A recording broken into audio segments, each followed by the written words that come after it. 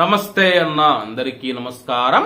Kuwait లోని ఇంట్లో పనిచేస్తూ ఉన్న ఒక ప్రవాస మహిళ పైన పోలీసులు ప్రయాణ నిషేధం విధించారు.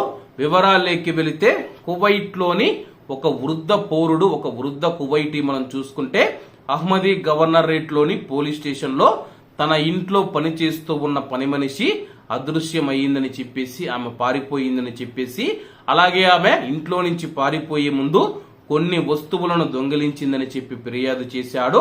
అలాగే ఫిర్యాదుదారుని వివరాల ప్రకారం పౌరుడి ఇంట్లో, కువైటీ ఇంట్లో తన యొక్క భార్య ఉదయం పని మనిషి తప్పిపోయిందని చెప్పేసి, ఆమె ఫోన్ స్విచ్ ఆఫ్ కావడంతో ఆమెను సంప్రదించడానికి ప్రయత్నించామని చెప్పేసి, అయినా కానీ ఆమె యొక్క ఫోన్ కలవలేదు.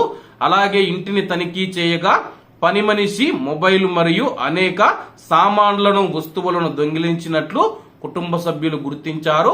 దీంతో వెంటనే ఆ యొక్క కువైట్ యజమాని మనం చూసుకుంటే స్థానిక పోలీస్ స్టేషన్ లో ఫిర్యాదు చేశాడు. మా ఇంట్లో పనిచేస్తూ ఉన్న పని మనిషి మా ఇంట్లో విలువైన వస్తువులు మరియు మొబైల్ ఫోన్ తీసుకొని ఇంట్లో నుంచి పారిపోయింది, దొంగతనం చేసి పారిపోయింది.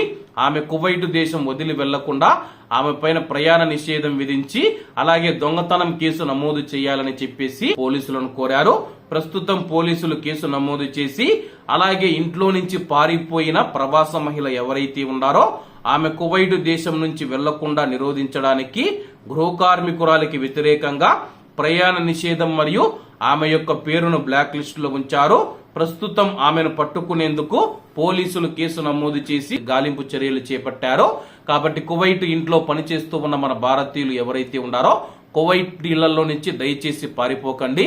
పారిపోయారంటే కానీ మా ఇంట్లో విలువైన వస్తువులు దొంగతనం చేసి పారిపోయారని చెప్పి దొంగతనం కేసులు, నకిలీ దొంగతనం కేసులు, ఫ్రాడ్ దొంగతనం కేసులు అయితే కువైట్ యజమానులు నమోదు చేస్తూ ఉన్నారు. ఇప్పుడు ఆ యొక్క మహిళ ఇంట్లో నుంచి పారిపోయింది. ఆమె పారిపోయేటప్పుడు ఆమె యొక్క బ్యాగు కూడా తీసుకొని పోయి ఉండదు, కానీ ఇంట్లో విలువైన వస్తువులు దొంగతనం చేసిందని చెప్పి కేసు పెట్టారు.